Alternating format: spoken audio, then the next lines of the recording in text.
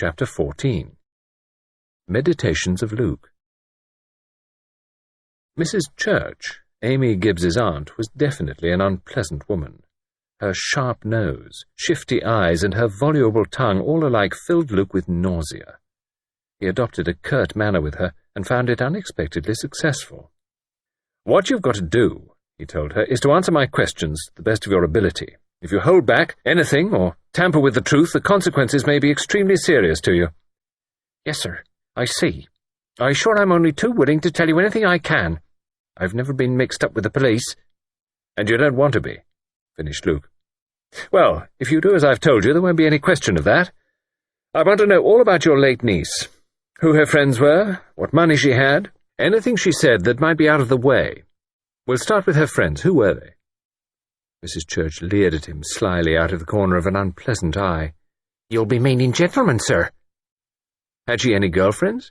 "Well, hardly to speak of, sir. Of course, there was girls as she'd been in service with, but Amy didn't keep up with them much, you see." "She preferred the sterner sex." "Go on. Tell me about that." "It was Jim Harvey down at the garage she was actually going with, sir, and a nice steady young fellow he was. You couldn't do better, I've said to her many a time." Luke cut in. "And the others?"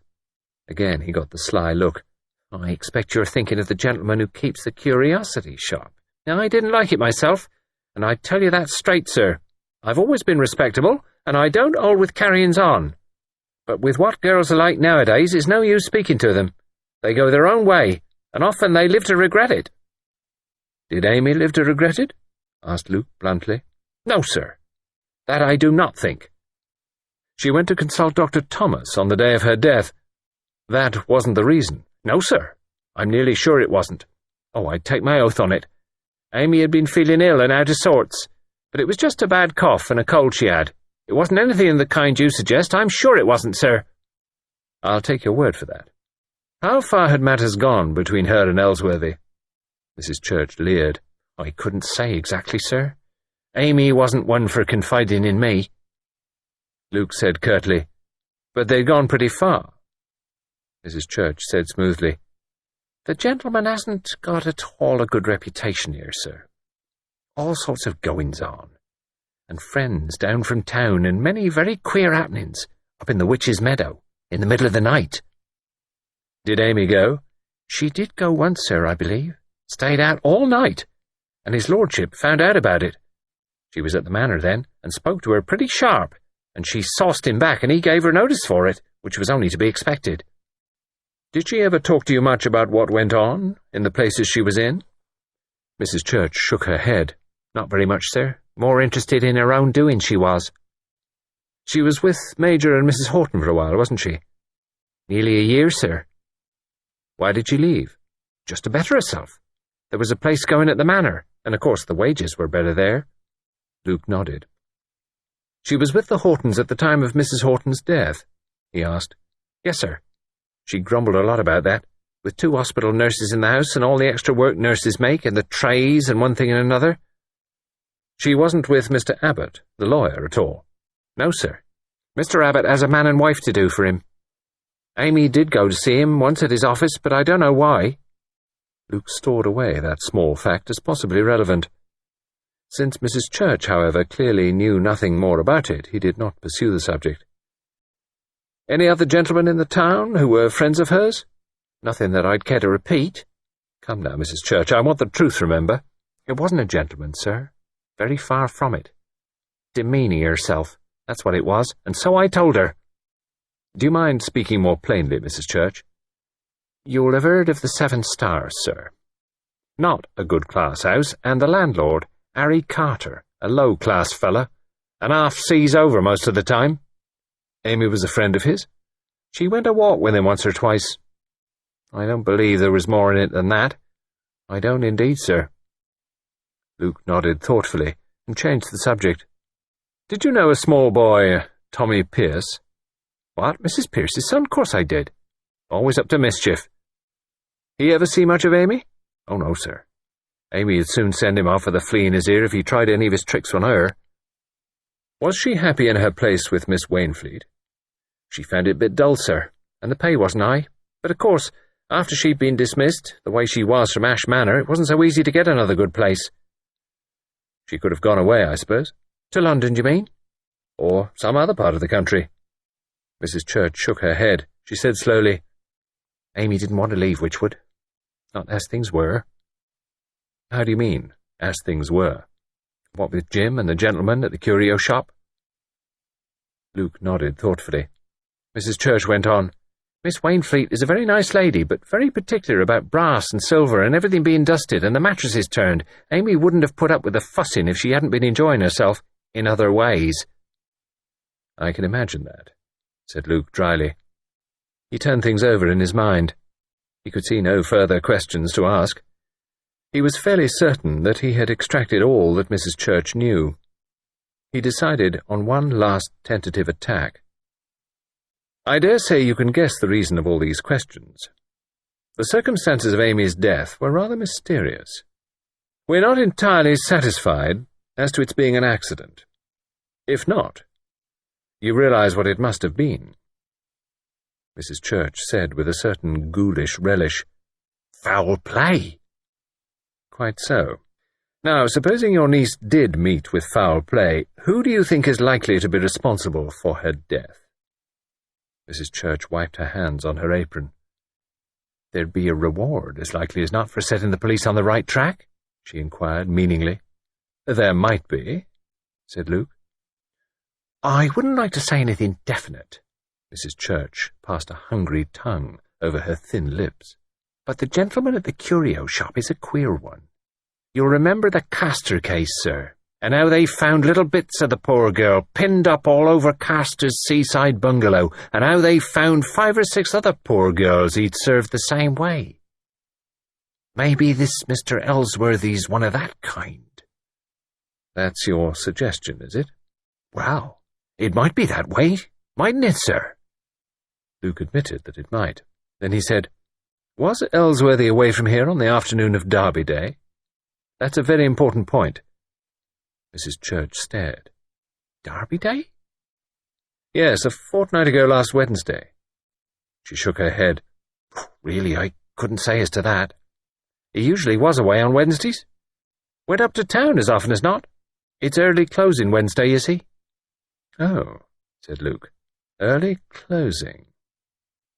He took his leave of Mrs. Church, disregarding her insinuations that her time had been valuable, and that she was therefore entitled to monetary compensation. He found himself disliking Mrs. Church intensely. Nevertheless, the conversation he had had with her, though not strikingly illuminative in any way, had provided several suggestive small points. End of Disc 3. Disc 4. He went over things carefully in his mind. Yes, it still boiled down to those 4 people. Thomas, Abbott, Horton, and Ellsworthy. The attitude of Miss Wainfleet seemed to him to prove that. Her distress and reluctance to mention a name, surely that must mean that the person in question was someone of standing in Wychwood, someone whom a chance insinuation might definitely injure. It tallied, too, with Miss Pinkerton's determination to take her suspicions to headquarters. The local police would ridicule her theory. It was not a case of the butcher, the baker, the candlestick maker. It was not a case of a mere garage mechanic. The person in question was one against whom an accusation of murder was a fantastic and, moreover, a serious matter. There were 4 possible candidates. It was up to him to go carefully once more into the case against each one and make up his own mind. First, to examine the reluctance of Miss Wainfleet. She was a conscientious and scrupulous person. She believed that she knew the man whom Miss Pinkerton had suspected, but it was, she pointed out, only a belief on her part. It was possible that she was mistaken. Who was the person in Miss Wainfleet's mind? Miss Wainfleet was distressed lest an accusation by her might injure an innocent man. Therefore the object of her suspicions must be a man of high standing, generally liked and respected by the community. Therefore, Luke argued, that automatically barred out Ellsworthy. He was practically a stranger to Wychwood, His local reputation was bad, not good. Luke did not believe that if Ellsworthy was the person in Miss Wainfleet's mind, she would have had any objection to mentioning him. Therefore, as far as Miss Wainfleet was concerned, wash out Ellsworthy. Now, as to the others, Luke believed that he could also eliminate Major Horton. Miss Wainfleet had rebutted with some warmth the suggestion that Horton might have poisoned his wife. If she had suspected him of later crimes, she would hardly have been so positive about his innocence of the death of Mrs. Horton. That left Dr. Thomas and Mr. Abbott. Both of them fulfilled the necessary requirements.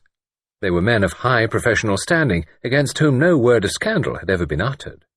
They were on the whole both popular and well-liked, and were known as men of integrity and rectitude. Luke proceeded to another aspect of the matter. Could he, himself, eliminate Ellsworthy and Horton? Immediately he shook his head. It was not so simple. Miss Pinkerton had really known, who the man was. That was proved in the first case by her own death, and in the second case by the death of Dr. Humbleby. But Miss Pinkerton had never actually mentioned a name to Honoria Wainfleet.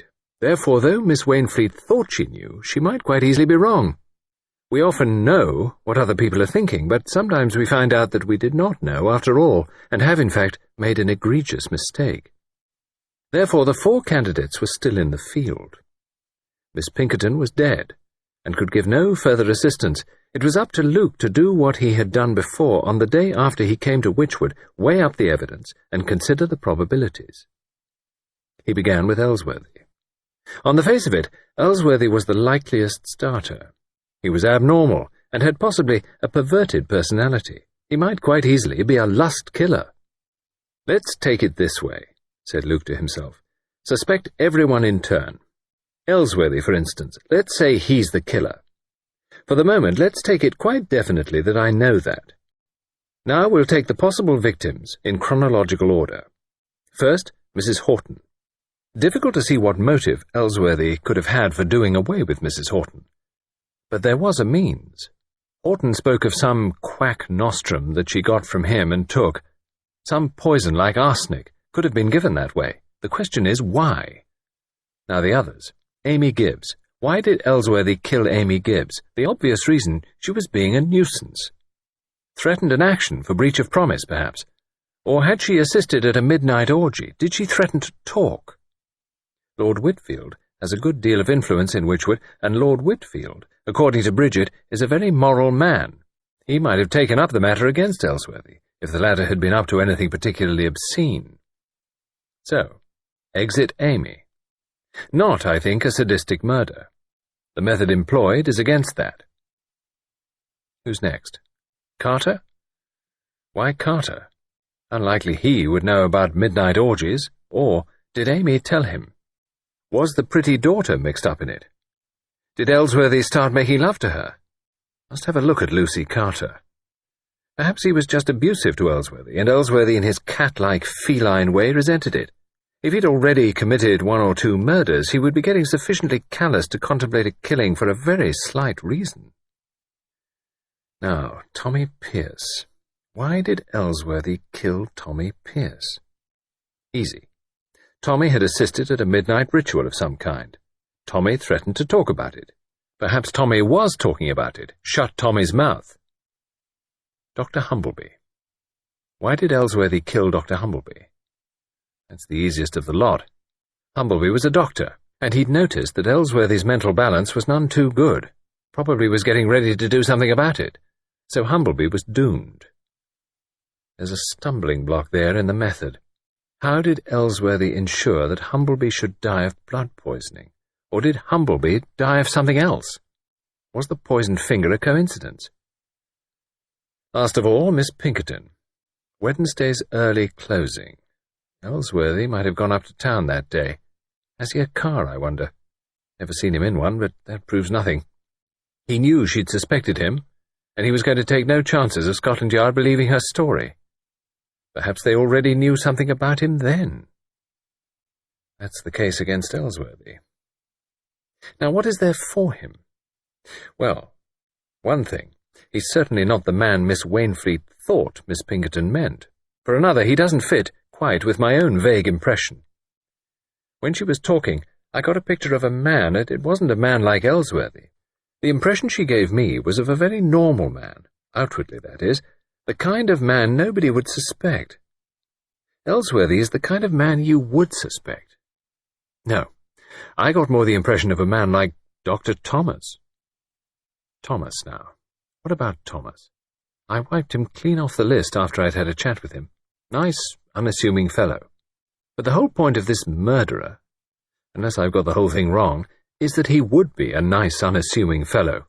The last person you'd think ever would be a murderer. Which, of course, is exactly what one feels about Thomas. Now then, let's go through it all again. Why did Dr. Thomas kill Amy Gibbs?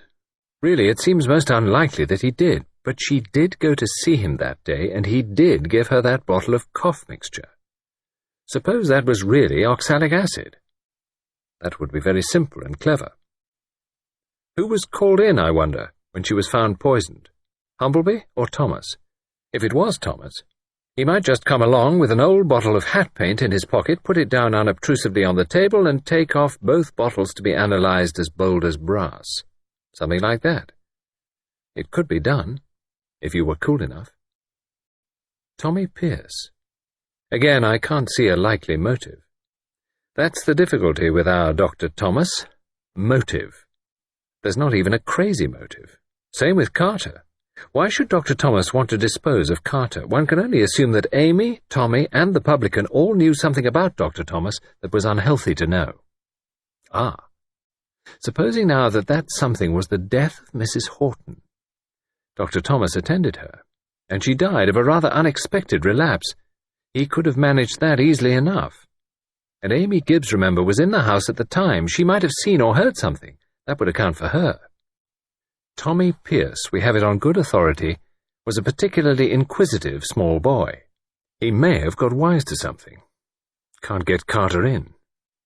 Amy Gibbs told him something. He may have repeated it in his cups, and Thomas may have decided to silence him too. All this, of course, is pure conjecture. But what else can one do? Now, Humbleby.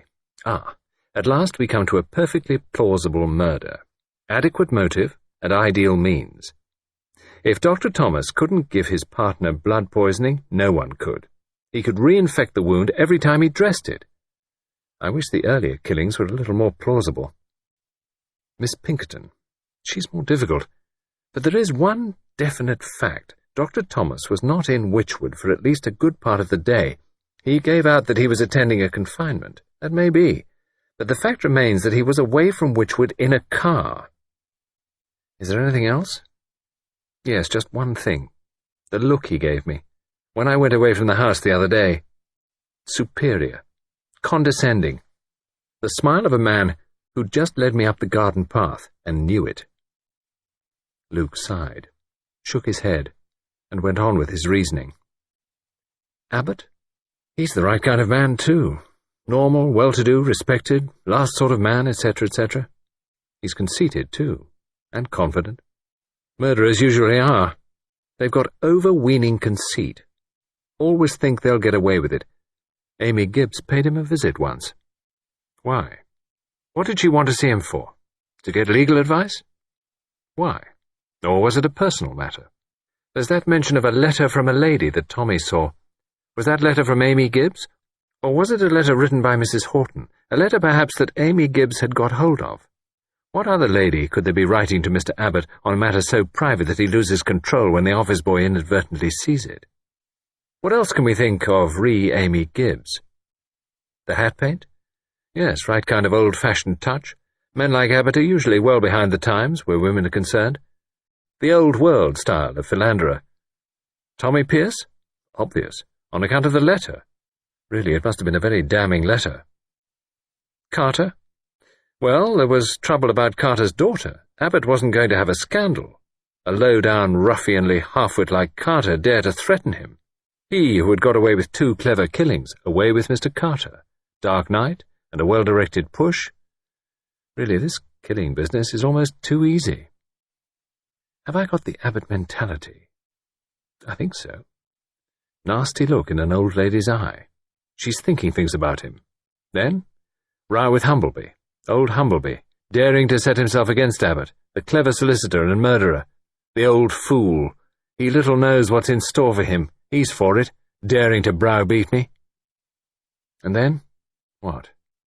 Turning to catch Lavinia Pinkerton's eyes, and his own eyes falter, show a consciousness of guilt. He who was boasting of being unsuspected has definitely aroused suspicion. Miss Pinkerton knows his secret. She knows what he has done, yes, but she can't have proof. But suppose she goes about looking for it. Supposing she talks. Suppose— He's quite a shrewd judge of character. He guesses what she will finally do.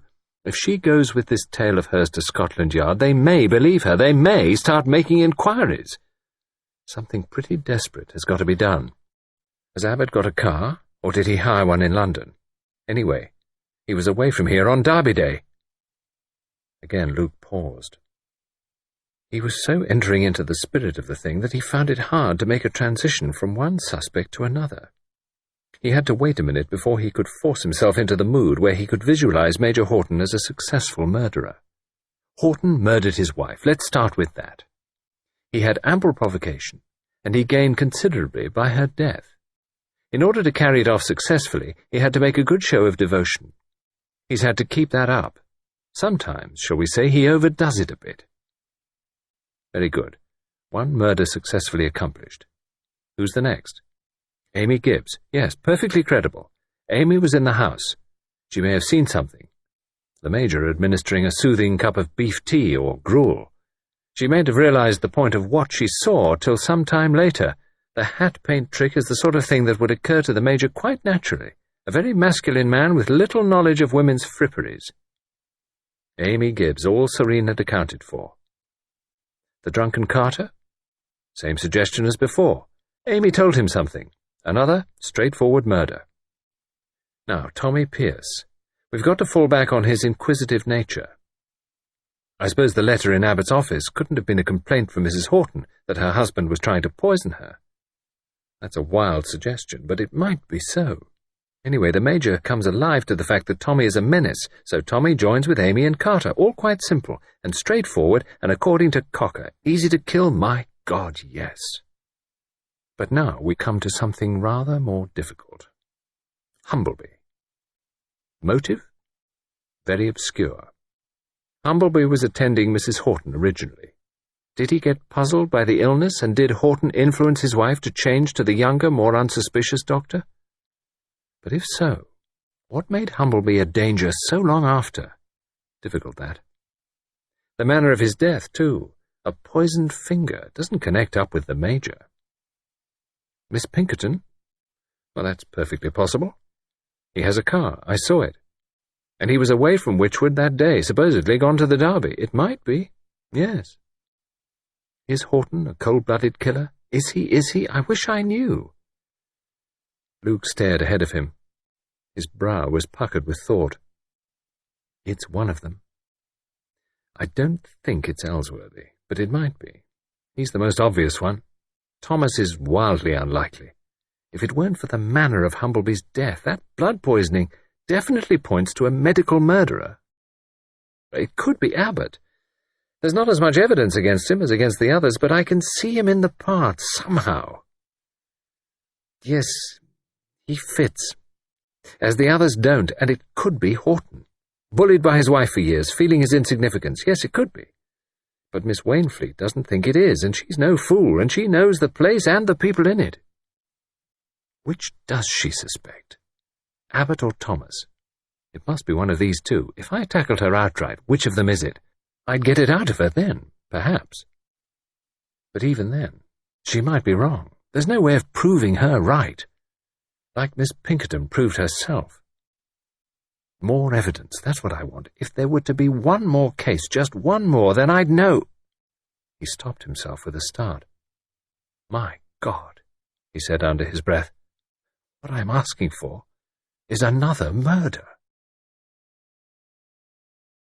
Chapter 15. Improper Conduct of a Chauffeur.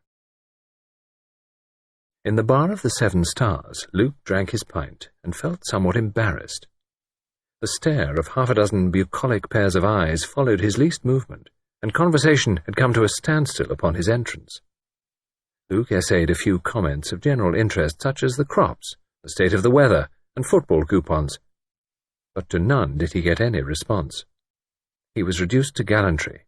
The fine-looking girl behind the counter, with her black hair and red cheeks, he rightly judged to be Miss Lucy Carter. His advances were received in a pleasant spirit. Miss Carter duly giggled and said, "Go on with you, I'm sure. You don't think nothing of the kind. That's telling," and other such rejoinders. But the performance was clearly mechanical. Luke, seeing no advantage to be gained by remaining, finished his beer and departed. He walked along the path to where the river was spanned by a footbridge. He was standing looking at this when a quavering voice behind him said, "That's it, mister. That's where old Harry went over." Luke turned to see one of his late fellow-drinkers, one who had been particularly unresponsive to the topic of crops, weather, and coupons. He was now clearly about to enjoy himself as a guide to the macabre. "Went over into the mud, he did," said the ancient labourer. "Right into the mud, and stuck in it, head downwards." "Odd he should have fallen off here," said Luke. "He were drunk, he were," said the rustic indulgently. "Yes, but he must have come this way, drunk, many times before." "Most every night," said the other. "Always in liquor, Harry were." "Perhaps someone pushed him over," said Luke, making the suggestion in a casual fashion. "They might have," the rustic agreed. "But I don't know who'd go for to do that," he added. "He might have made a few enemies. He was fairly abusive when he was drunk, wasn't he?" "His language was a treat to hear. Didn't mince his words, Harry didn't. But no one would go for to push a man what's drunk." Luke did not combat this statement. It was evidently regarded as wildly unsporting for advantage to be taken of a man's state of intoxication. The rustic had sounded quite shocked at the idea. "Well," he said vaguely, "it was a sad business." "None so sad for his missus," said the old man. "Reckon her and Lucy haven't no call to be sad about it." "There may be other people who are glad to have him out of the way." The old man was vague about that.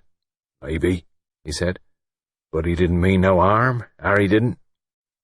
On this epitaph for the late Mr. Carter, they parted. Luke bent his steps towards the old hall.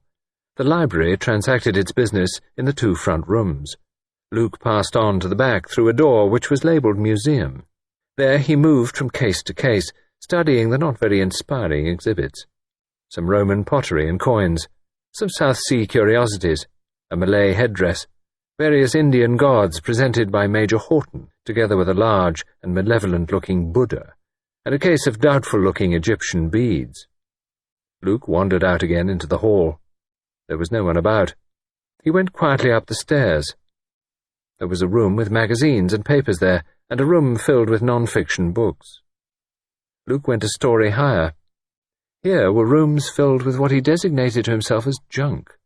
Stuffed birds, removed from the museum owing to the moth having attacked them, stacks of torn magazines, and a room whose shelves were covered with out-of-date works of fiction and children's books.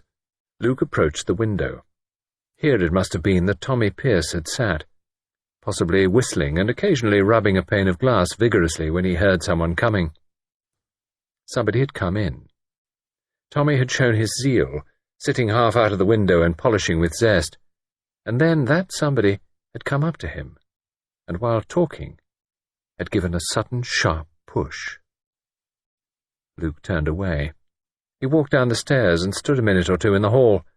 Nobody had noticed him come in. Nobody had seen him go upstairs. "Anyone might have done it," said Luke. "Easiest thing in the world." He heard footsteps coming from the direction of the library proper.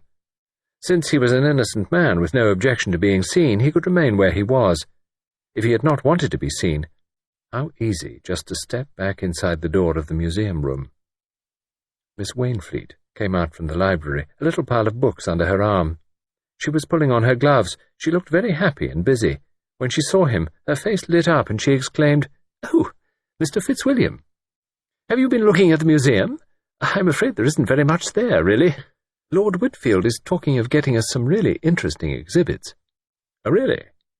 Yes, something modern, you know, and up-to-date, like they have at the Science Museum in London. He suggests a model aeroplane and a locomotive and some chemical things, too. Oh, that would perhaps brighten things up.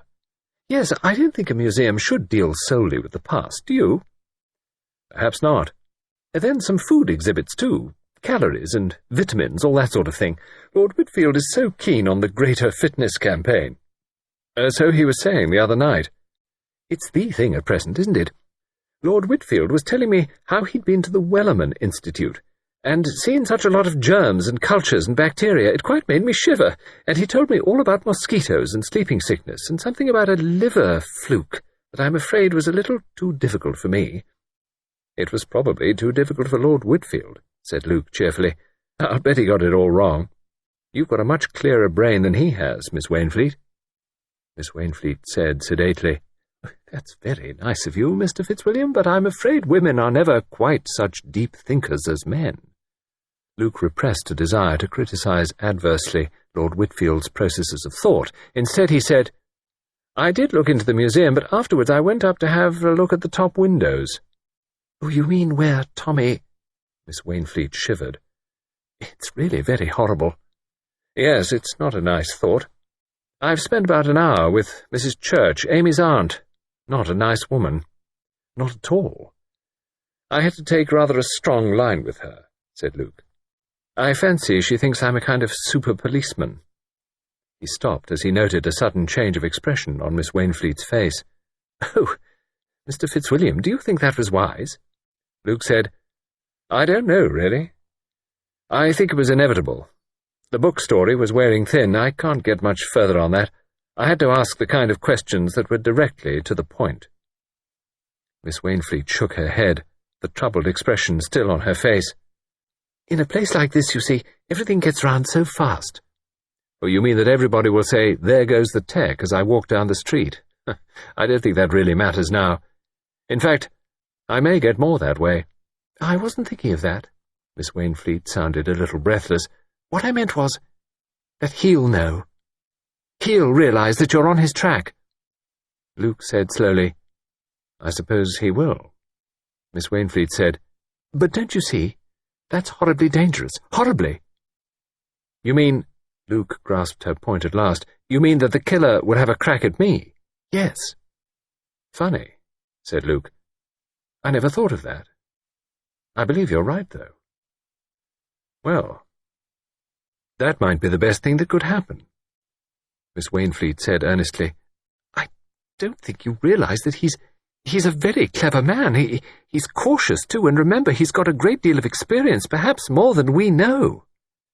Yes, said Luke thoughtfully. That's probably true. Miss Wainfleet exclaimed, Oh, I don't like it. Really, I feel quite alarmed. Luke said gently, You needn't worry. I shall be very much on my guard, I can assure you.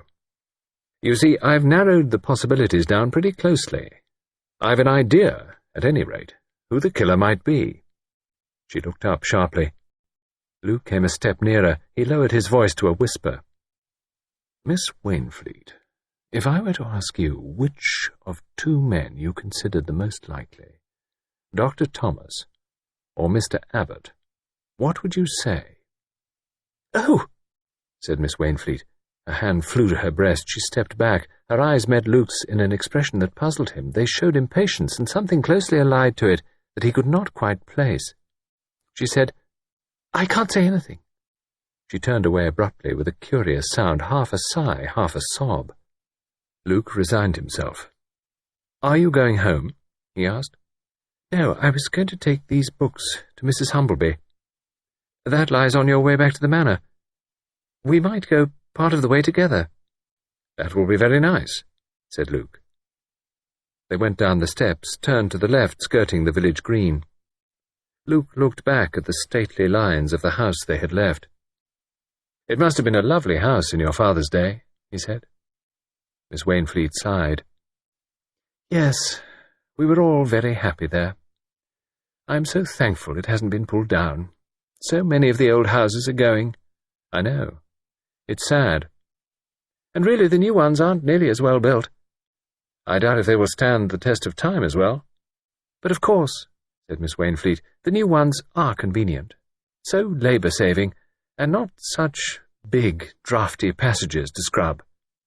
Luke assented. When they arrived at the gate of Dr. Humbleby's house, Miss Wainfleet hesitated and said, "Such a beautiful evening. I think, if you don't mind, I will come a little farther. I'm enjoying the air." Somewhat surprised, Luke expressed pleasure politely. It was hardly what he would have described as a beautiful evening. There was a strong wind blowing, turning back the leaves viciously on the trees. A storm, he thought, might come at any minute. Miss Wainfleet, however, clutching her hat with one hand, walked by his side with every appearance of enjoyment, talking as she went in little gasps. It was a somewhat lonely lane that they were taking, since from Dr. Humbleby's house the shortest way to Ash Manor was not by the main road, but by a side lane which led to one of the back gates of the manor house. This gate was not of the same ornate ironwork, but had two handsome gate pillars, surmounted by two vast pink pineapples. Why pineapples, Luke had been unable to discover, but he gathered that to Lord Whitfield pineapples spelt distinction and good taste. As they approached the gate, the sound of voices raised in anger came to them. A moment later they came in sight of Lord Whitfield, confronting a young man in a chauffeur's uniform. "You're fired!" Lord Whitfield was shouting. "Do you hear? You're fired!" "If you'd overlook it, my lord, just this once—" "No, I won't overlook it. Taking my car out, my car, and what's more, you've been drinking. Yes, you have. Don't deny it. I've made it clear. There are 3 things I won't have on my estate. One's drunkenness, another's immorality, and the other's impertinence." Though the man was not actually drunk, he had had enough to loosen his tongue. His manner changed. "You won't have this, and you won't have that, you old bastard! Your estate! Think we don't all know your father kept a boot shop down here? Makes us laugh ourselves sick, it does, seeing you strutting about as cock of the walk. Who are you, I'd like to know? You're no better than I am, that's what you are!" Lord Whitfield turned purple. "How dare you speak to me like that? How dare you?" The young man took a threatening step forward. "If you wasn't such a miserable, pot-bellied little swine, I'd give you a sock on the jaw. Yes, I would!" Lord Whitfield hastily retreated a step, tripped over a root, and went down into a sitting position. Luke had come up. "Get out of here," he said roughly to the chauffeur. The latter regained sanity. He looked frightened. "Oh, I'm sorry, sir. I don't know what came over me, I'm sure." "Couple of glasses too much, I should say," said Luke. He assisted Lord Whitfield to his feet. I beg your pardon, my lord," stammered the man. "You'll be sorry for this, Rivers," said Lord Whitfield. His voice trembled with intense feeling. The man hesitated a minute, then shambled away slowly. Lord Whitfield exploded. "Colossal impertinence! To me! Speaking to me like that! Something very serious will happen to that man. No respect, no proper sense of his station in life. When I think of what I do for these people, good wages, every comfort, a pension when they retire, the ingratitude, the base ingratitude—" He choked with excitement, then perceived Miss Wainfleet, who was standing silently by. "Oh, is that you, Honoria? I'm deeply distressed that you should have witnessed such a disgraceful scene. That man's language—" "I'm afraid he wasn't quite himself, Lord Whitfield," said Miss Wainfleet primly. "He was drunk. That's what he was, drunk." "Just a bit lit up," said Luke. "Do you know what he did?"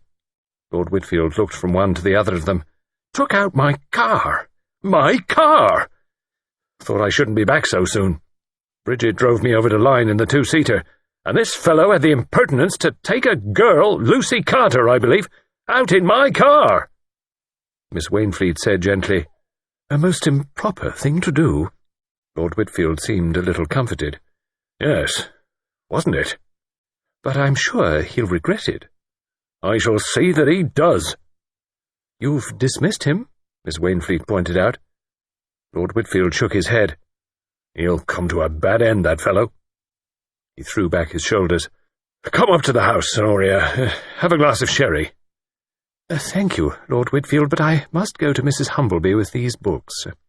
Good night, Mr. Fitzwilliam. You'll be quite all right now."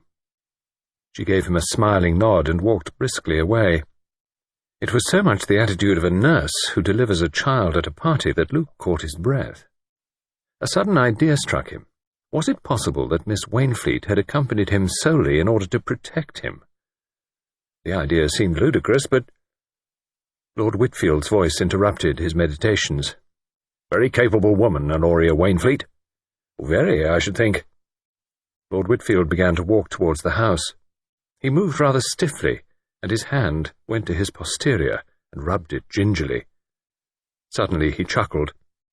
"I was engaged to Honoria once, years ago. She was a nice-looking girl, not so skinny as she is today. Seems funny to think of it now. Her people were the knobs of this place." "Yes?" Lord Whitfield ruminated. "Old Colonel Wainfleet bossed the show. One had to come out and touch one's cap pretty sharp.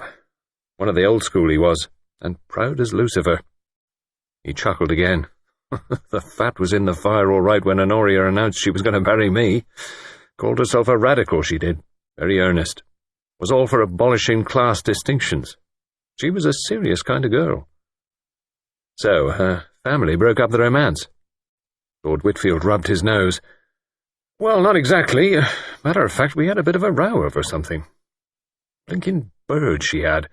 One of those beastly twittering canaries. Always hated them. Bad business. Wrung its neck. Well, no good dwelling on that now. Let's forget it." He shook his shoulders like a man who throws off an unpleasant memory. Then he said, rather jerkily, "Don't think she's ever forgiven me. Well, perhaps it's only natural." "Oh, I think she's forgiven you all right," said Luke. Lord Whitfield brightened up. "Do you?" "I'm glad of that. You know, I respect Honoria. Capable woman, and a lady. That still counts, even in these days. She runs that library business very well." He looked up, and his voice changed. "Hello," he said. "Here comes Bridget." Chapter 16. The Pineapple. Luke felt a tightening of his muscles as Bridget approached. He had had no word alone with her since the day of the tennis party. By mutual consent they had avoided each other. He stole a glance at her now. She looked provokingly calm, cool and indifferent. She said lightly, "I was beginning to wonder what on earth had become of you, Warden." Lord Whitfield grunted. "Oh, had a bit of a dust-up. That fellow Rivers had the impertinence to take the rolls out this afternoon." "Less majesté," said Bridget. "It's no good making a joke of it, Bridget. The thing's serious. He took a girl out." "I don't suppose it would have given him any pleasure to go solemnly for a drive by himself." Lord Whitfield drew himself up. "On my estate, I'll have decent moral behaviour." "It isn't actually immoral to take a girl joyriding." "It is when it's my car." "That, of course, is worse than immorality. Practically amounts to blasphemy. But you can't cut out the sex stuff altogether, Gordon. The moon is at the full, and it's actually Midsummer Eve." "Is it, by Jove?" said Luke. Bridget threw him a glance. "That seems to interest you?" "It does." Bridget turned back to Lord Whitfield. 3 extraordinary people have arrived at the Bells and Motley. Item 1, a man with shorts, spectacles, and a lovely plum-coloured silk shirt. Item 2, a female with no eyebrows, dressed in a peplum, a pound of assorted sham Egyptian beads, and sandals. Item 3, a fat man in a lavender suit and correspondent shoes. I suspect them of being friends of our Mr. Ellsworthy. Says the gossip writer, someone has whispered that there will be gay doings in the Witch's Meadow tonight. Lord Whitfield turned purple and said, "I won't have it." "You can't help it, darling. The Witch's Meadow is public property." "I won't have this irreligious mumbo-jumbo going on down here. I'll expose it in scandals." He paused, then said, "Remind me to make a note about that and get Sidley onto it. I must go up to town tomorrow." "Lord Whitfield's campaign against witchcraft," said Bridget flippantly. "Medieval superstitions still rife in quiet country village." Lord Whitfield stared at her with a puzzled frown. Then he turned and went into the house. Luke said pleasantly, "You must do your stuff better than that, Bridget." "What do you mean?" "It would be a pity if you lost your job. That 100,000 isn't yours yet, nor are the diamonds and pearls. I should wait until after the marriage ceremony to exercise your sarcastic gifts if I were you." Her glance met his coolly. "You're so thoughtful, dear Luke. It's kind of you to take my future so much to heart." "Kindness and consideration have always been my strong points. I hadn't noticed it." "No? You surprise me." Bridget twitched the leaf off a creeper. She said, "What have you been doing today?" "Oh, the usual spot of sleuthing." "Any results?" "Yes and no, as the politicians say." "By the way, have you got any tools in the house?" "I expect so. What kind of tools?" "Oh, any handy little gadgets. Perhaps I could inspect some." 10 minutes later, Luke had made a selection from a cupboard shelf. "That little lot will do nicely," he said, slapping the pocket in which he had stowed them away. "Are you thinking of doing a spot of forcing and entering?" "Maybe." "Well, you're very uncommunicative on the subject." "Well, after all, the situation bristles with difficulties. I'm in the hell of a position. After our little knock-up on Saturday, I suppose I ought to clear out of here." "To behave as a perfect gentleman? You should." "But since I'm convinced that I'm pretty hot on the trail of a homicidal maniac, I'm more or less forced to remain. If you could think of any convincing reason for me to leave here and take up my quarters at the Bells and Motley, for goodness sake, trot it out." Bridget shook her head. "That's not feasible, you being a cousin and all that. Besides, the inn is full of Mr. Ellsworthy's friends. They only run to 3 guest rooms. "So, I'm forced to remain, painful as it must be for you." Bridget smiled sweetly at him. "Not at all. I can always do with a few scalps to dangle." "That," said Luke appreciatively, "was a particularly dirty crack." "What I admire about you, Bridget, is that you have practically no instincts of kindness. Well, well, the rejected lover will now go and change for dinner." The evening passed uneventfully. Luke won Lord Whitfield's approval even more deeply than before by the apparent absorbed interest with which he listened to the other's nightly discourse. When they came into the drawing-room, Bridget said, "You men have been a long time?" Luke replied, "Lord Whitfield was being so interesting that the time passed like a flash. He was telling me how he founded his first newspaper."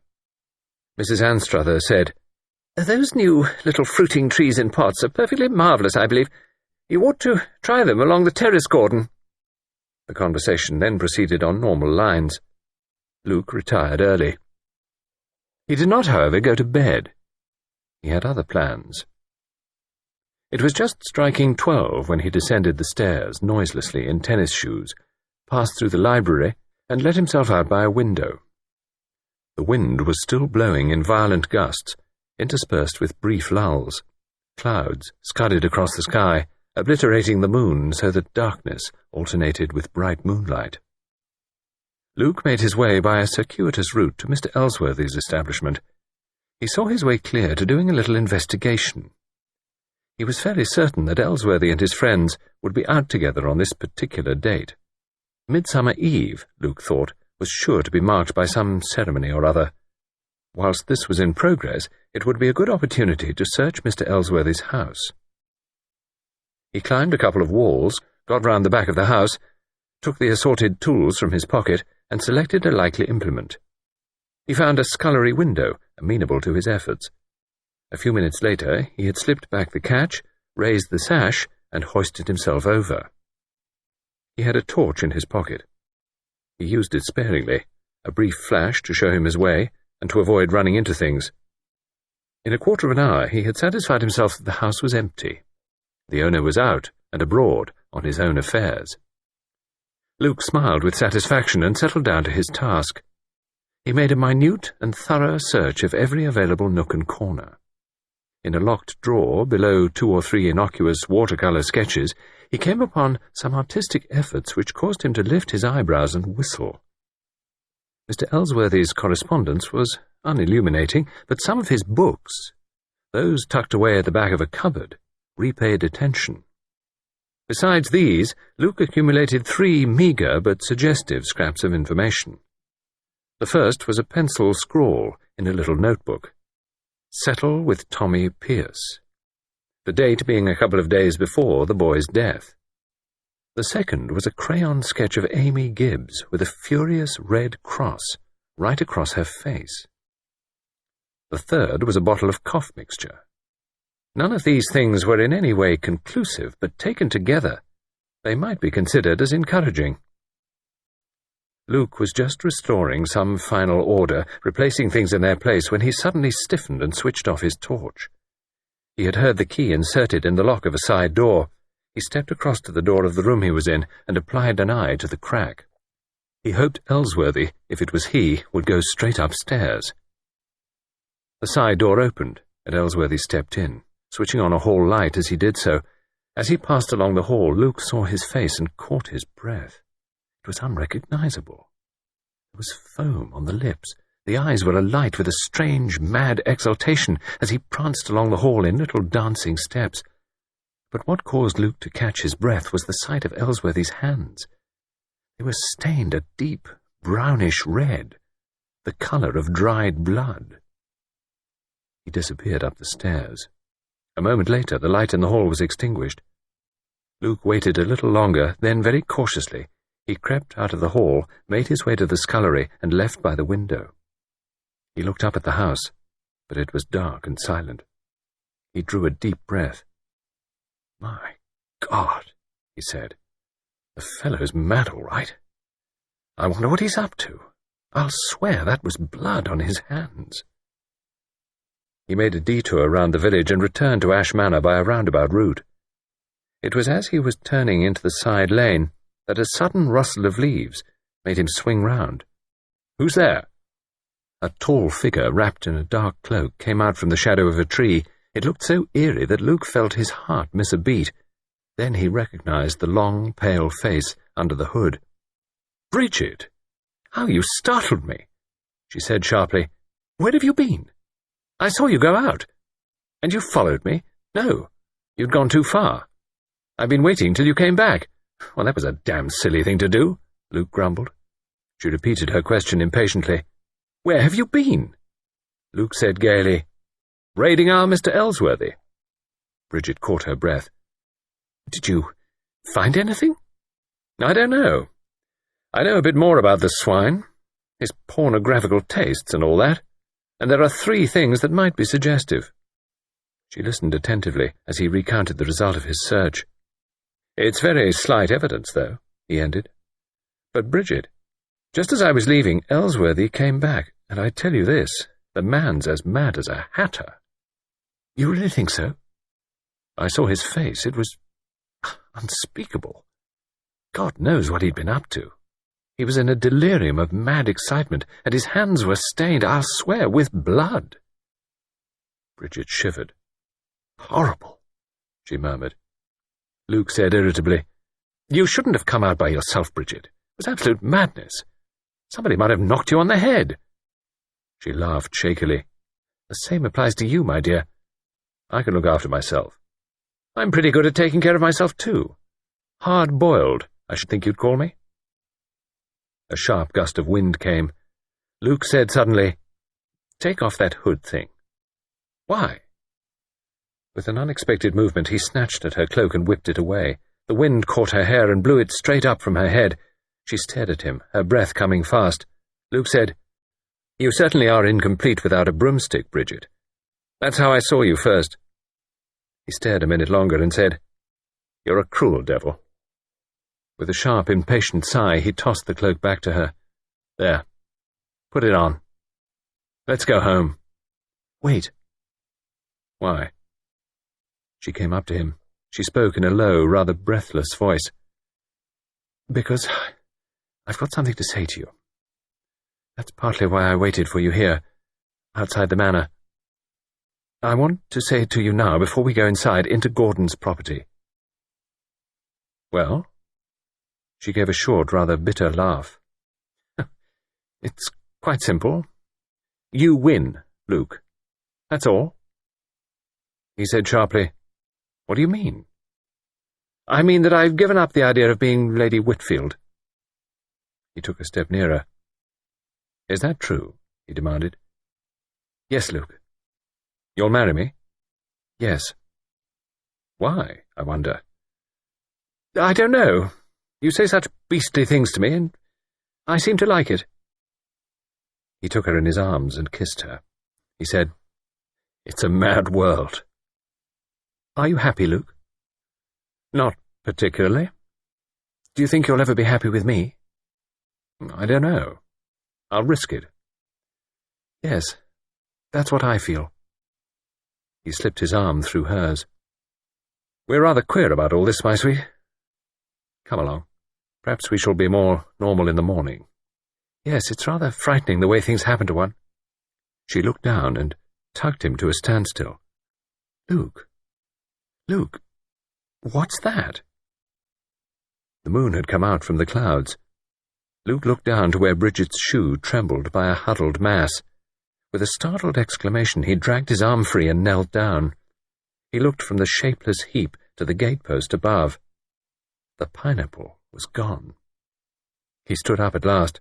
Bridget was standing, her hands pressed together on her mouth. He said, "It's the chauffeur, Rivers.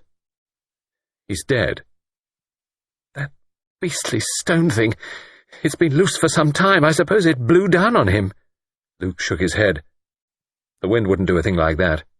Oh, that's what it's meant to look like. That's what it's meant to be, another accident, but it's a fake. It's the killer again. No, Luke, I tell you it is. Do you know what I felt on the back of his head? In with the stickiness and mess, grains of sand. There's no sand about here. I tell you, Bridget, somebody stood here and slugged him as he came through the gate back to his cottage, then laid him down and rolled that pineapple thing down on top of him. Bridget said faintly, "Luke, there's blood on your hands." Luke said grimly, "There was blood on someone else's hands. Do you know what I was thinking this afternoon? That if there were to be one more crime, we surely know. And we do know. Ellsworthy. He was out tonight, and he came in with blood on his hands, capering and prancing and mad, drunk, with the homicidal maniac's expression." Looking down, Bridget shivered and said in a low voice, "Poor Rivers."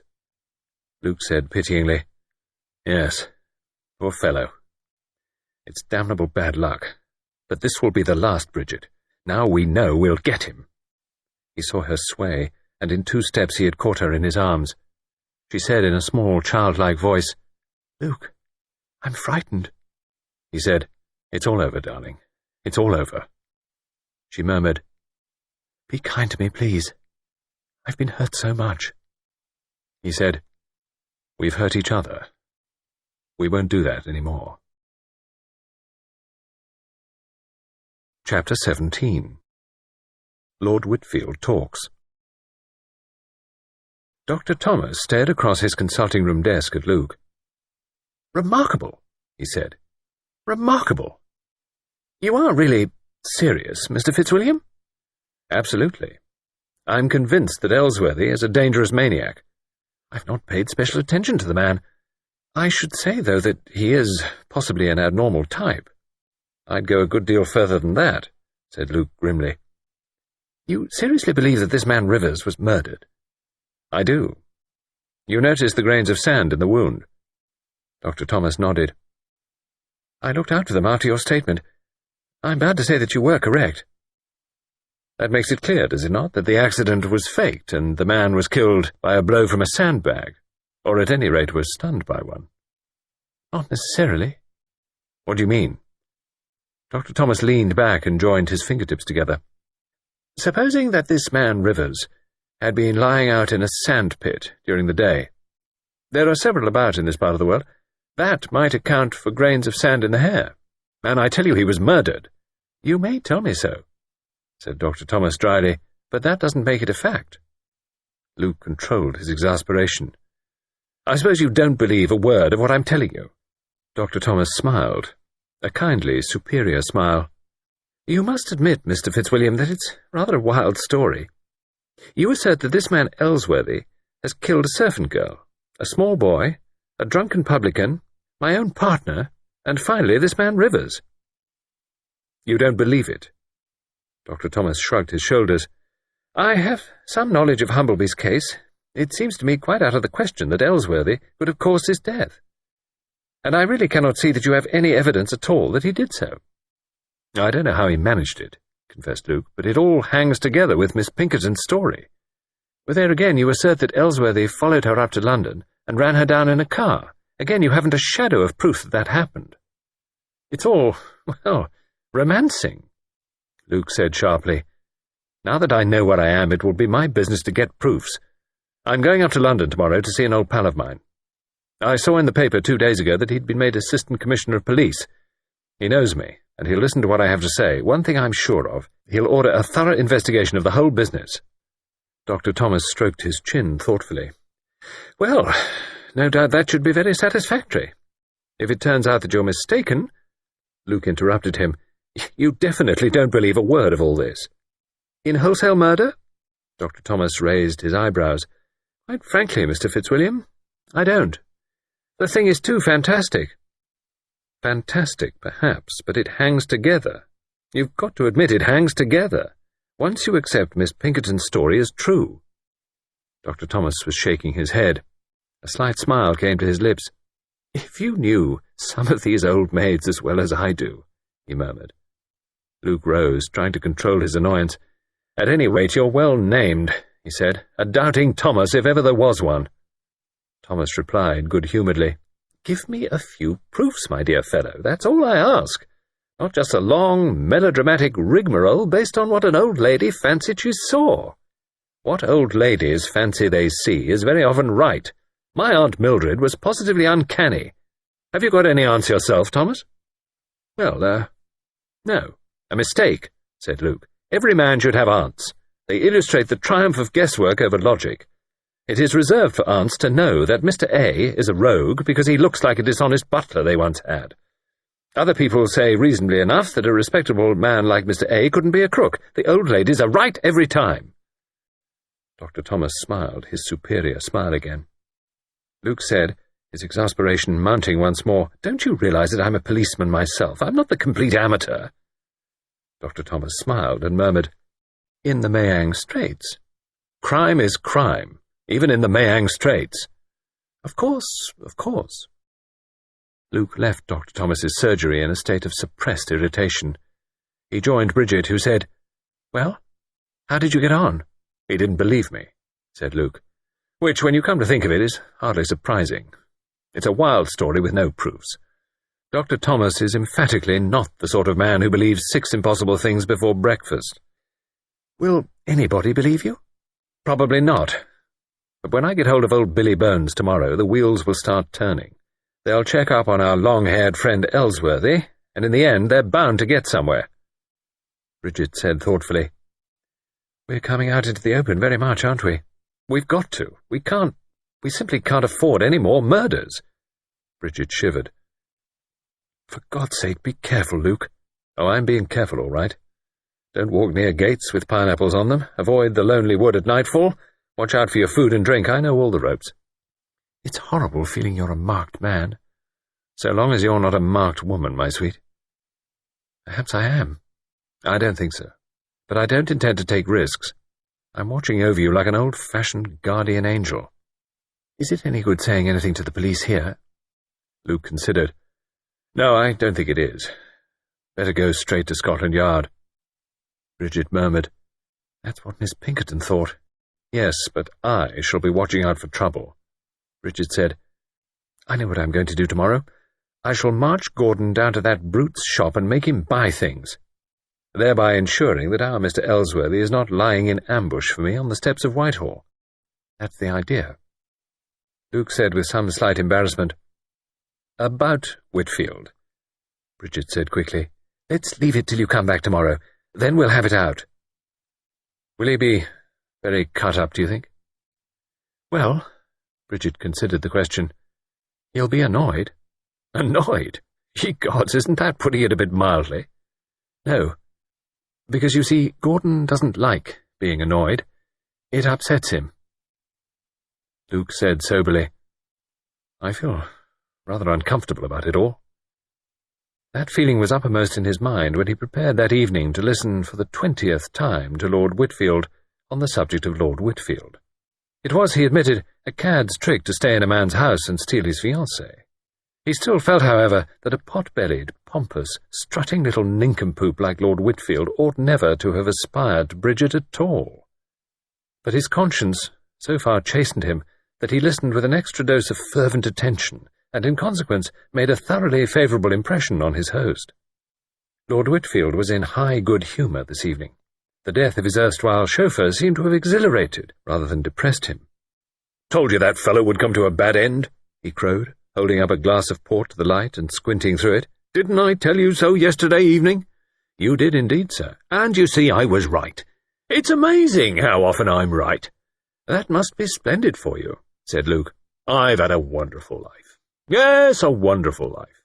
My path's been smooth clear before me. I've always had great faith and trust in Providence. That's the secret, Fitzwilliam. That's the secret. Yes, I'm a religious man. I believe in good and evil and eternal justice. There is such a thing as divine justice, Fitzwilliam, no doubt of it." "I believe in justice too," said Luke. Lord Whitfield, as usual, was not interested in the beliefs of other people. "Do right by your Creator, and your Creator will do right by you. I've always been an upright man. I've subscribed to charity, and I've made my money honestly. I'm not beholden to any man. I stand alone. You remember in the Bible how the patriarchs became prosperous, herds and flocks were added to them, and their enemies were smitten down?" Luke stifled a yawn and said, Quite. "It's remarkable, absolutely remarkable," said Lord Whitfield, "the way that a righteous man's enemies are struck down. Look at yesterday. That fellow abuses me, even goes so far as to try to raise his hand against me. And what happens? Where is he today?" He paused rhetorically, and then answered himself in an impressive voice. "Dead! Struck down by divine wrath!"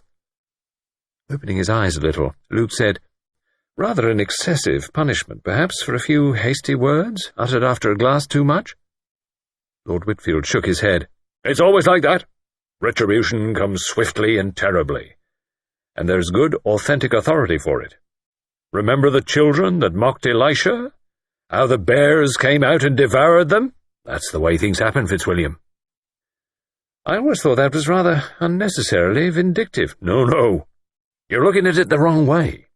Elisha was a great and holy man. No one could be suffered to mock at him and live. I understand that because of my own case." Luke looked puzzled. Lord Whitfield lowered his voice. "I could hardly believe it at first, but it happened every time. My enemies and detractors were cast down and exterminated." "Exterminated?" Lord Whitfield nodded gently and sipped his port. "Time after time. One case quite like Elisha, a little boy. I came upon him in the gardens here. He was employed by me then. Do you know what he was doing? He was giving an imitation of me. Of me! Mocking me! Strutting up and down with an audience to watch him, making fun of me on my own ground. Do you know what happened to him? Not 10 days later he fell out of an upper window and was killed. Then there was that ruffian Carter, a drunkard and a man of evil tongue. He came here and abused me. What happened to him? A week later he was dead, drowned in the mud.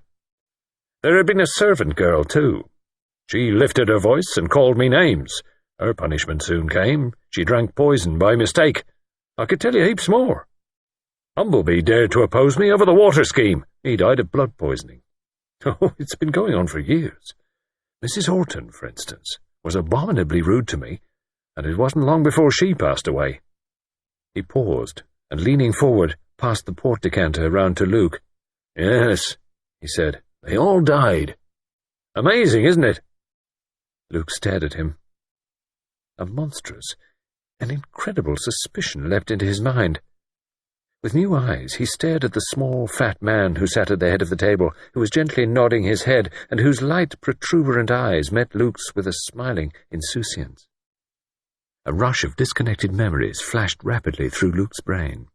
Major Horton saying, "Lord Whitfield was very kind, sent down grapes and peaches from his hothouse." It was Lord Whitfield who so graciously allowed Tommy Pierce to be employed on window cleaning at the library. Lord Whitfield holding forth on his visit to the Wellham and Kreutz Institute with its serums and germ cultures just a short time before Dr. Humbleby's death. Everything pointing plainly in one direction, and he, fool that he had been, never even suspecting. Lord Whitfield was still smiling. A quiet, happy smile. He nodded his head gently at Luke. "They all die," said Lord Whitfield. Chapter 18. Conference in London. Sir William Ossington, known to the cronies of earlier days as Billy Bones, stared incredulously at his friend. "Didn't you have enough crime out in Mayang?" he asked plaintively. "Have you got to come home and do our work for us here?" "Crime in Mayang isn't on a wholesale basis," said Luke. "What I'm up against now is a man who's done a round half-dozen murders at least, and got away with it without a breath of suspicion." Sir William sighed. "It does happen. What's his speciality? Wives?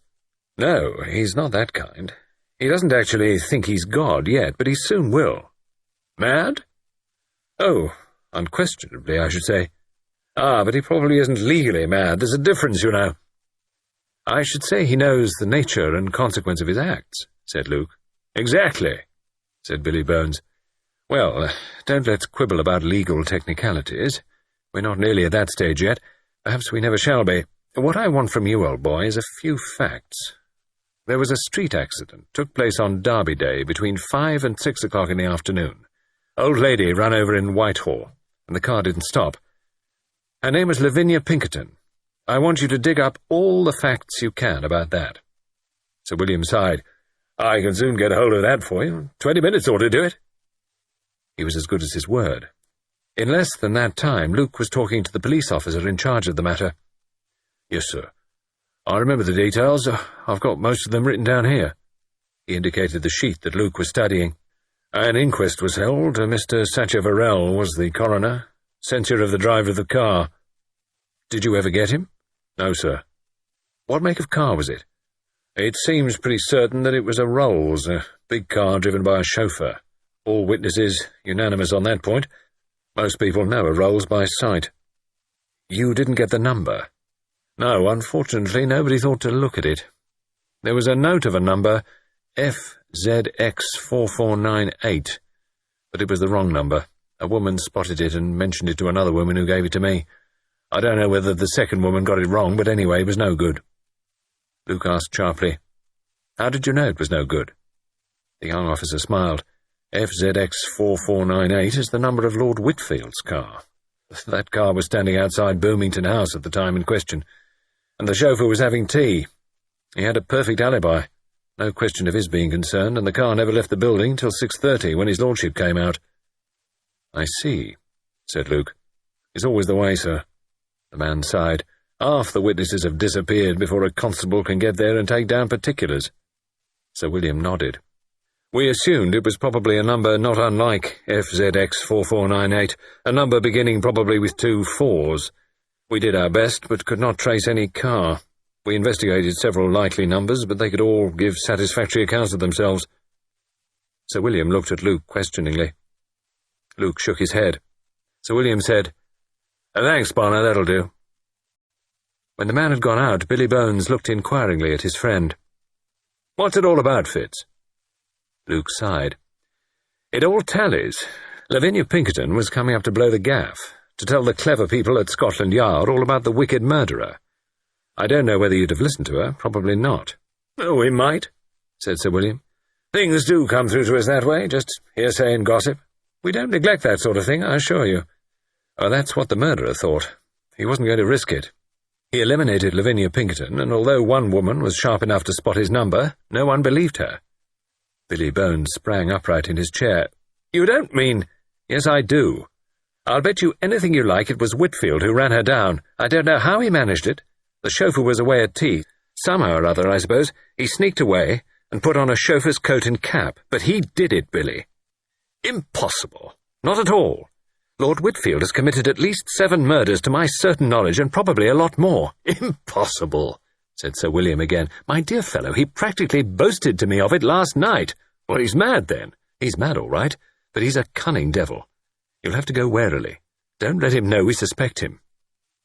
Billy Bones murmured, "Incredible." Luke said, "But true."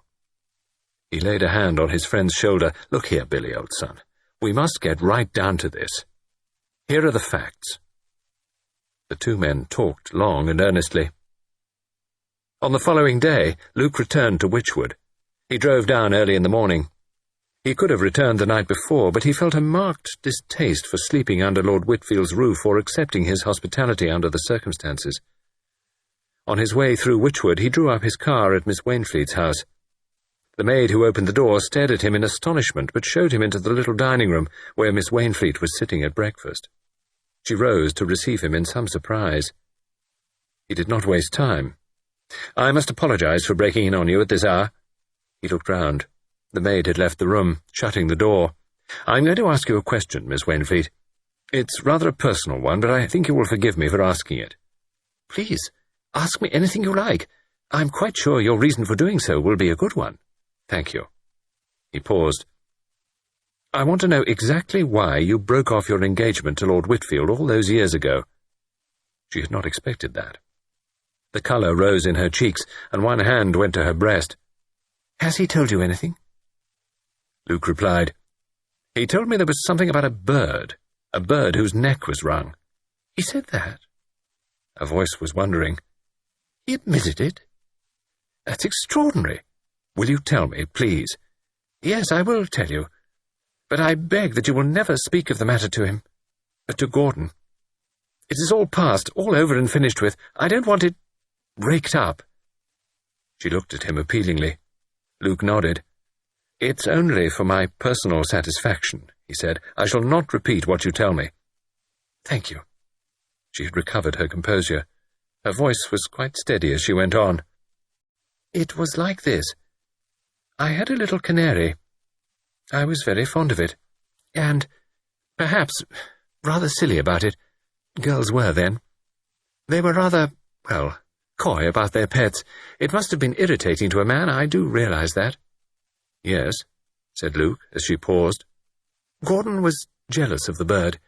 He said one day, quite ill-temperedly, 'I believe you prefer that bird to me.' And I, in the rather silly way girls went on in those days, laughed and held it up on my finger, saying something like, 'Of course I love you, Dicky Bird, better than a great silly boy. Of course I do.' Then, it was frightening, Gordon snatched the bird from me and wrung its neck. It was such a shock, I shall never forget it." Her face had gone very pale. "And so you broke off the engagement?" said Luke. "Yes. I couldn't feel the same afterwards. You see, Mr. Fitzwilliam," she hesitated, "it wasn't just the action. That might have been done in a fit of jealousy and temper. It was the awful feeling I had that he'd enjoyed doing it. It was that frightened me." "Even long ago," murmured Luke. "Even in these days." She laid a hand on his arm. "Mr. Fitzwilliam?" He met the frightened appeal in her eyes with a grave, steady look. "It is Lord Whitfield who committed all these murders," he said. "You've known that all along, haven't you?" She shook her head with vigour. "Not known it. If I had known it, then of course I would have spoken out. No, it was just a fear." "And you never gave me a hint?" She clasped her hands in sudden anguish. How could I? How could I? I was so fond of him once." "Yes," said Luke gently. "I see." She turned away, fumbled in her bag, and a small lace-edged handkerchief was pressed for a moment to her eyes. Then she turned back again, dry-eyed, dignified and composed. "I am so glad," she said, "that Bridget has broken off her engagement. She is going to marry you instead, is she not?" "Yes." "That will be much more suitable," said Miss Wainfleet rather primly. Luke was unable to help smiling a little. But Miss Wainfleet's face grew grave and anxious. She leaned forward and once more laid a hand on his arm. "Be very careful," she said. "Both of you must be very careful." "You mean with Lord Whitfield?" "Yes. It would be better not to tell him." Luke frowned. "I don't think either of us would like the idea of that." "Oh, what does that matter? You don't seem to realize that he's mad. Mad! He won't stand it, not for a moment. If anything happens to her—" "Nothing shall happen to her." "Yes, I know, but do realize that you're not a match for him. He's so dreadfully cunning. Take her away at once. It's the only hope. Make her go abroad. You'd better both go abroad. Luke said slowly, It might be as well if she went. I shall stay. I was afraid you would say that. But at any rate, get her away. At once, mind. Luke nodded slowly. I think, he said, that you're right. I know I'm right. Get her away before it's too late. End of Disc 4. Disc 5. Chapter 19. Broken Engagement. Bridget heard Luke drive up. She came out on the steps to meet him. She said without preamble, I've told him. What? Luke was taken aback. His dismay was so patent that Bridget noticed it. Luke, what is it? You seem quite upset. He said slowly, I thought we agreed to wait until I came back. I know, but I thought it was better to get it over. He was making plans for our marriage, our honeymoon and all that. I simply had to tell him, she added with a touch of reproach in her voice. It was the only decent thing to do. He acknowledged it. From your point of view, yes. Oh, yes, I see that. From every point of view, I should have thought. Luke said slowly, There are times when one can't afford decency. Luke, what do you mean? He made an impatient gesture. I can't tell you now and here. How did Whitfield take it? Bridget said slowly, Extraordinarily well. Really, extraordinarily well. I felt ashamed. I believe, Luke, that I've underestimated Gordon, just because he's rather pompous and occasionally futile. I believe he's really rather, well, a great little man. Luke nodded. Yes, possibly he is a great man, in ways we haven't suspected. Look here, Bridget. You must get out of here as soon as possible. Oh, naturally, I shall pack up my things and leave today. You might drive me up to town. I suppose we could both go and stay at the Bells and Motley. That is, if the Ellsworthy contingent have left. Luke shook his head. No. You'd better go back to London. I'll explain presently. In the meantime, I suppose I'd better see Whitfield. I suppose it's the thing to do. It's all rather beastly, isn't it?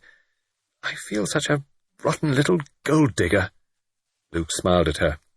It was a fair enough bargain. You'd have played straight with him. Anyway, it's no use lamenting over things that are past and done with. I'll go in and see Whitfield now. He found Lord Whitfield striding up and down the drawing-room. He was outwardly calm. There was even a slight smile on his lips, but Luke noticed that a pulse in his temple was beating furiously. He wheeled round as Luke entered. Oh, there you are, Fitzwilliam. Luke said, It's no good my saying I'm sorry for what I've done. That would be hypocritical. I admit that from your point of view, I've behaved badly, and I've very little to say in defence. These things happen. Lord Whitfield resumed his pacing. Quite. He waved a hand. Luke went on, Bridget and I have treated you shamefully, but there it is. We care for each other, and there's nothing to be done about it, except to tell you the truth and clear out. Lord Whitfield stopped. He looked at Luke with pale, protuberant eyes. No, he said. There's nothing you can do about it. There was a very curious tone in his voice. He stood looking at Luke, gently shaking his head as though in commiseration.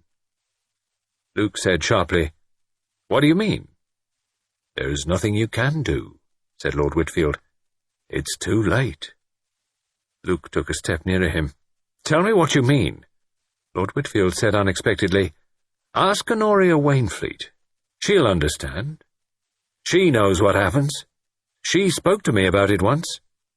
What does she understand? Lord Whitfield said, Evil doesn't go unpunished. There must be justice. I'm sorry, because I'm fond of Bridget.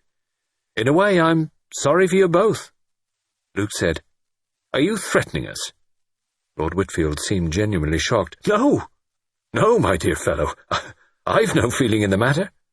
When I did Bridget the honour to choose her as my wife, she accepted certain responsibilities. Now she repudiates them. But there's no going back in this life. If you break laws, you pay the penalty. Luke clenched both hands. He said, "You mean that something is going to happen to Bridget?"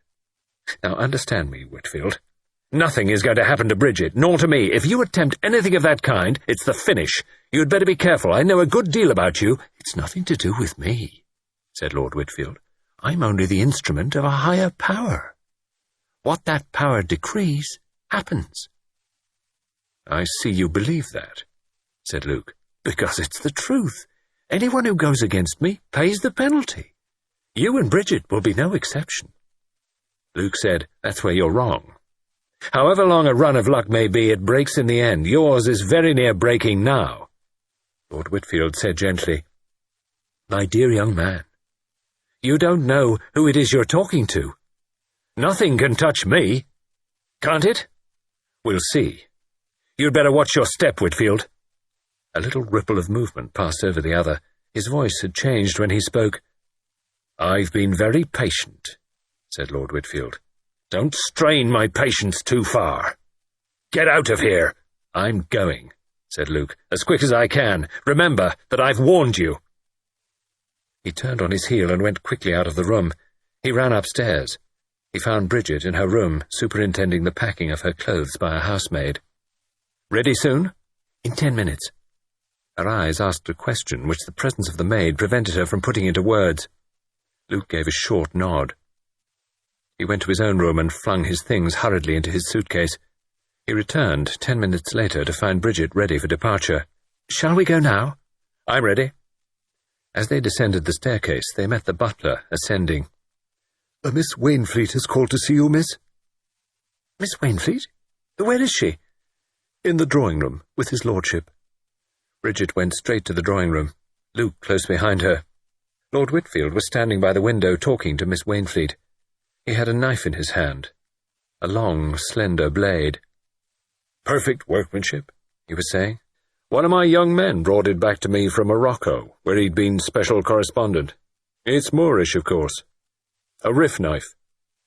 He drew a finger lovingly along the blade. "What an edge!" Miss Wainfleet said sharply, "Put it away, Gordon, for goodness' sake." He smiled and laid it down among a collection of other weapons on a table. "I like the feel of it," he said softly. Miss Wainfleet had lost some of her usual poise. She looked white and nervous. "Ah, there you are, Bridget, my dear," she said. Lord Whitfield chuckled. "Yes, there's Bridget. Make the most of her, Honoria. She won't be with us long." Miss Wainfleet said sharply, "What do you mean?" "Me? I mean she's going to London. That's right, isn't it? That's all I meant." He looked round at them all. "I've got a bit of news for you, Honoria," he said. "Bridget isn't going to marry me, after all. She prefers Fitzwilliam here. A queer thing, life. Well, I'll leave you to have your talk." He went out of the room, his hands jingling the coins in his pockets. "Oh, dear," said Miss Wainfleet. "Oh, dear." The deep distress in her voice was so noticeable that Bridget looked slightly surprised. She said uncomfortably, "I'm sorry. I really am frightfully sorry." Miss Wainfleet said, "He's angry. He's frightfully angry. Oh, dear, this is terrible. What are we going to do?" Bridget stared. "Do? What do you mean?" Miss Wainfleet said, including them both in her reproachful glance, "You should never have told him." Bridget said, "Nonsense. What else could we do?" "You shouldn't have told him now. You should have waited till you'd got right away." Bridget said shortly, "That's a matter of opinion. I think myself it's better to get unpleasant things over as quickly as possible." "Oh, my dear, if it were only a question of that—" She stopped. Then her eyes asked a question of Luke. Luke shook his head. His lips formed the words, "Not yet." Miss Wainfleet murmured, "I see." Bridget said with some slight exasperation, "Did you want to see me about something in particular, Miss Wainfleet?" "Well, yes. As a matter of fact, I came to suggest that you should come and pay me a little visit. I thought you might find it uncomfortable to remain on here, and that you might want a few days to, mature your plans." "Oh, thank you, Miss Wainfleet. That was very kind of you. You see, you'd be quite safe with me, and—" Bridget interrupted. "Safe?" Miss Wainfleet, a little flustered, said hurriedly, "Comfortable. That's what I meant, quite comfortable with me. I mean, not nearly so luxurious as here, naturally, but the hot water is hot, and my little maid Emily really cooks quite nicely." "Oh, I'm sure everything would be lovely, Miss Wainfleet," said Bridget mechanically. "But, of course, if you're going up to town, that is much better." Bridget said slowly, "It's a little awkward. My aunt went off early to a flower show today. I haven't had a chance yet to tell her what has happened. I shall leave a note for her, telling her that I've gone up to the flat." "You're going to your aunt's flat in London?" "Yes, there's no one there, but I can go out for meals." "You'll be alone in that flat? Oh dear, I shouldn't do that. Not stay there alone." "Nobody will eat me," said Bridget impatiently. "Besides, my aunt will come up tomorrow." Miss Wainfleet shook her head in a worried manner. Luke said, "Better go to a hotel." Bridget wheeled round on him. "Why? What's the matter with you all? Why are you treating me as though I were an imbecile child?" "No, no, dear," protested Miss Wainfleet. "We just want you to be careful, that's all. But why?" "Why? What's it all about?" "Look here, Bridget," said Luke. "I want to have a talk with you, but I can't talk here. Come with me now in the car, and we'll go somewhere quiet." He looked at Miss Wainfleet. "May we come to your house in about an hour's time? There are several things I want to say to you." "Please do. I will wait for you there." Luke put his hand on Bridget's arm. He gave a nod of thanks to Miss Wainfleet. He said, "We'll pick up the luggage later. Come on." He led her out of the room and along the hall to the front door. He opened the door of the car. Bridget got in. Luke started the engine and drove rapidly down the drive. He gave a sigh of relief as they emerged from the iron gates. "Thank God I've got you out of there safely," he said. "Have you gone quite mad, Luke? Why all this hush, hush, I can't tell you what I mean now business?" Luke said grimly, "Well, there are difficulties, you know, in explaining that a man's a murderer when you're actually under his roof." Chapter 20. We're in it together. Bridget sat for a minute, motionless beside him. She said, "Gordon?" Luke nodded. "Gordon? Gordon, a murderer? Gordon, the murderer? I never heard anything so ridiculous in all my life." "And that's how it strikes you?" "Yes, indeed. Why, Gordon wouldn't hurt a fly." Luke said grimly, "That may be true, I don't know, but he's certainly killed a canary bird, and I'm pretty certain he's killed a large number of human beings as well." "My dear Luke, I simply can't believe it." "I know," said Luke. "It does sound quite incredible. Why, he never even entered my head as a possible suspect until the night before last." Bridget protested. "But I know all about Gordon. I know what he's like. He's really a sweet little man. Pompous, yes, but rather pathetic, really." Luke shook his head. "You've got to readjust your ideas about him, Bridget." "It's no good, Luke. I simply can't believe it. What put such an absurd idea into your head? Why, 2 days ago you were quite positive it was Ellsworthy." Luke winced slightly. I know. You probably think that tomorrow I shall suspect Thomas, and the day after that I shall be convinced that it's Horton I'm after. I'm not really so unbalanced as that. I admit the idea is completely startling when it first comes to you, but if you look into it a bit more closely, you'll see that it all fits in remarkably well. No wonder Miss Pinkerton didn't dare go to the local authorities. She knew they'd laugh at her. Scotland Yard was her only hope. But what possible motive could Gordon have for all this killing business? Oh, it's all so silly. I know, but don't you realize that Gordon Whitfield has a very exalted opinion of himself? Bridget said, "He pretends to be very wonderful and very important. That's just inferiority complex, poor lamb." "Possibly that's at the root of the trouble. I don't know, but think, Bridget. Just think a minute. Remember all the phrases you've used laughingly yourself about him. Lèse majesté, etc. Don't you realize that the man's ego is swollen out of all proportion, and it's allied with religion? My dear girl, the man's as mad as a hatter." Bridget thought for a minute. She said at last, I still can't believe it. What evidence have you got, Luke? Well, there are his own words. He told me quite plainly and distinctly the night before last that anyone who opposed him in any way always died. Go on. I can't explain to you what I mean, but it was the way he said it, quite calm and complacent and, how shall I put it, quite used to the idea. He just sat there, smiling to himself. It was uncanny and rather horrible, Bridget. Go on. Well, then he went on to give me a list of people who'd passed out because they'd incurred his sovereign displeasure. And listen to this, Bridget. The people he mentioned were Mrs. Horton, Amy Gibbs, Tommy Pierce, Harry Carter, Humbleby, and that chauffeur fellow Rivers. Bridget was shaken at last. She went very pale. He mentioned those actual people. Those actual people. Now do you believe? Oh, God. I suppose I must. What were his reasons? Horribly trivial. That's what made it so frightening. Mrs. Horton had snubbed him. Tommy Pierce had done imitations of him and made the gardeners laugh. Harry Carter had abused him. Amy Gibbs had been grossly impertinent. Humbleby had dared to oppose him publicly. Rivers threatened him before me and Miss Wainfleet. Bridget put her hands to her eyes. Horrible. Quite horrible, she murmured. I know. Then there's some other outside evidence. The car that ran down Miss Pinkerton in London was a Rolls, and its number was the number of Lord Whitfield's car. That definitely clinches it, said Bridget slowly. Yes. The police thought the woman who gave them that number must have made a mistake. Mistake, indeed. I can understand that, said Bridget. When it comes to a rich, powerful man like Lord Whitfield, naturally his story is the one to be believed. Yes. One appreciates Miss Pinkerton's difficulty, Bridget said thoughtfully. Once or twice she said rather queer things to me, as though she were warning me against something. I didn't understand in the least at the time. I see now. It all fits in, said Luke. That's the way of it.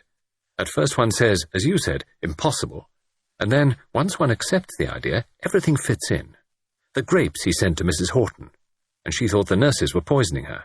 And that visit of his to the Wellman-Kreutz Institute. Somehow or other, he must have got hold of some culture of germs and infected Humbleby. I don't see how he managed that. I don't either, but the connection is there. One can't get away from that. No, as you say, it fits. And of course, he could do things that other people couldn't. I mean, he would be so completely above suspicion. I think Miss Wainfleet suspected. She mentioned that visit to the Institute, brought it into conversation quite casually, but I believe she hoped I'd act upon it. She knew then, all along. She had a very strong suspicion. I think she was handicapped by having once been in love with him. Bridget nodded. Yes, that accounts for several things. Gordon told me they'd once been engaged. She wanted, you see, not to believe it was him, but she became more and more sure that it was. She tried to give me hints, but she couldn't bear to do anything outright against him. Women are odd creatures. I think in a way she still cares about him. Even after he jilted her, she jilted him. It was rather an ugly story, I'll tell you. He recounted the short, ugly episode. Bridget stared at him. Gordon did that? Yes. Even in those days, you see. He can't have been normal. Bridget shivered and murmured, All those years ago. All those years ago. Luke said, He may have got rid of a lot more people than we shall ever know about. It's just the rapid succession of deaths lately that drew attention to him, as though he'd got reckless with success.